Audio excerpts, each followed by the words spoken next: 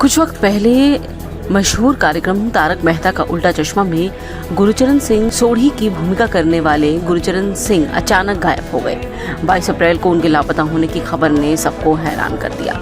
तकरीबन 25 दिन तक वो लापता रहे।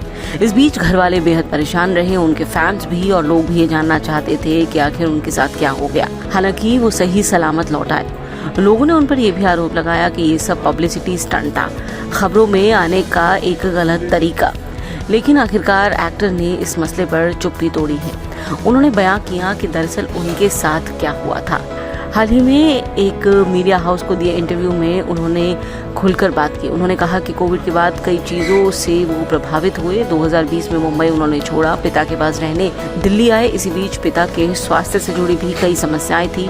उन्होंने अपना बिजनेस भी शुरू करने की कोशिश की, लेकिन वो सफल नहीं हो पाए।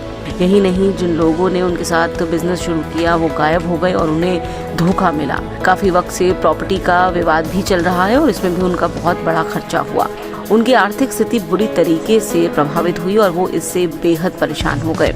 और ऐसे में जब वो बिल्कुल टूट गए थे तो उन्होंने भगवान का रुख कर दिया और आध्यात्मिक यात्रा शुरू कर दी।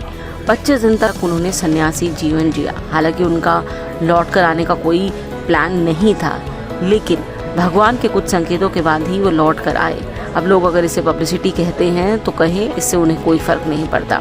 उन्होंने ये भी कहा कि लोग उनके बारे में जो कह रहे हैं मैं स्पष्ट करना चाहता हूँ, और साथ ही ये भी कि उनके ऊपर जो लोन है और कर्जे हैं उसे चुकाने के लिए वो खूब काम करना चाहते हैं।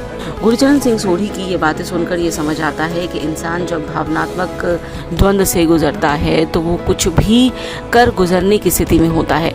लेकिन सबसे अच्छी बात है कि गुरचरण वापस आए हैं और काम करना चाहते हैं।